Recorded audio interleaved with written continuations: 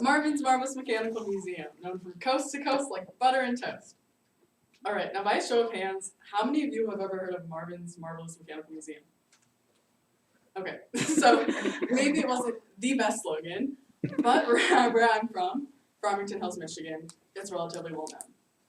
My junior year of high school, I began working at Marvin's, an antique coin-operated arcade I used to visit all the time as a kid.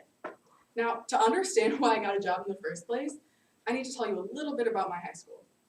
It was located in Bloomfield Hills, Michigan, one of the wealthiest towns in the country. It was sort of a rite of passage there that when you turned 16, your parents bought you a brand new Jeep Wrangler.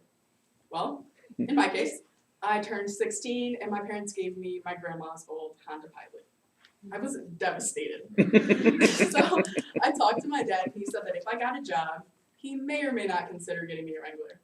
I'm not completely sure I believed him, but I thought it would be nice to have some pocket cash. I knew some people who worked at Marvin's and apparently they rallied for me to get hired. It took 3 months after submitting my application to hear back. And on my first day, my coworkers let me know the reason why it took so long. Turns out that the hiring manager and owner are white supremacists who had refused to hire a black person. I learned there are 2 application files, one for whites and one for people of color. It just so happened that they were extremely desperate. They were willing to take a chance because I knew so many people who worked there. Even then, they figured that I'd either do a terrible job and get fired or hate it and quit, and by then they'd have somebody better to fill the spot. My coworkers then proceeded to show me different racist mobilia around the arcade, such as a Confederate flag, a Ku Klux Klan souvenir penny press, and posters depicting blackface and other racist jokes. Whoa. My initial impulse was to quit, but I'll let you know about how this experience pushed me to work hard and fight for equality in and out of the job, knowing that my voice could lead to change. When faced with difficulties and prejudice, do not back down. Instead, rise up and make your worth known. Because of the experience at Marvin's, I decided to outwork my peers. Normally in a case like this, I would be despondent. I would think, oh, they're not gonna like me regardless. It doesn't matter what I do. Well, in this case, I decided that I was going to work harder than everybody else around me because I was representing the entire African American community to my manager and boss. I was either up cleaning the loft, working prize counter, cleaning floor, or working in the kitchen. I mean, you could not get me to sit down. And my coworkers would consistently look at their phones. I refused to touch mine. This was taken into consideration by the hiring manager and boss, who decided to put me on the schedule more and more frequently. By the time I'd been working there about 3 months, I was on the schedule about 35 to 40 hours a week. Now, being a full-time student and a minor, it was completely illegal. The maximum you could work was 20 hours. But I enjoyed the job, and as we've learned, it doesn't matter what color you are, as long as you can get the job done and get it done well. They also trusted me with a leadership position. I was able to lead some of the shifts that I was on, and I also experienced a pay raise without even asking for one.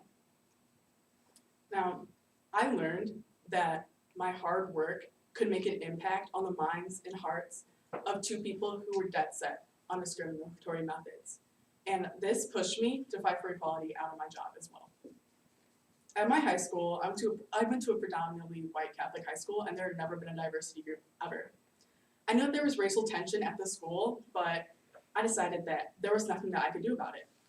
Well, because I was able to influence 2 people who were openly racist, I decided to create a club at my school called Diversity Matters. I arranged for the club to go to different cultural museums in Detroit, and I also did weekly announcements over the intercom where I talked about different civil rights activists and minority groups.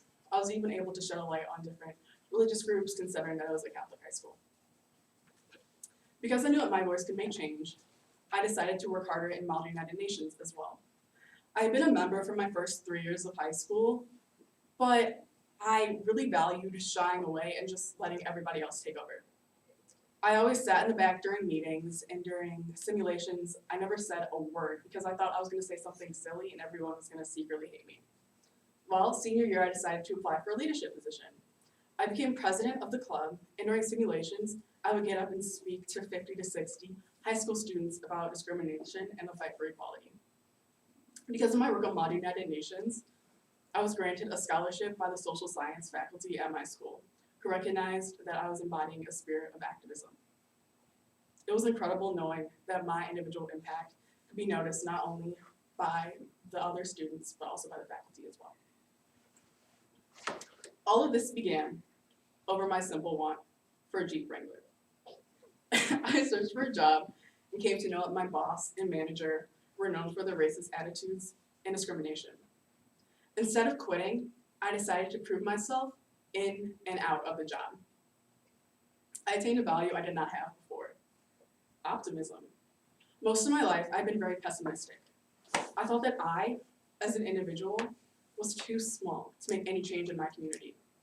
But by gaining optimism, I was able to show my boss and hiring manager that Black people can work hard and prove their worth, and that we can get the job done and we can get it done well.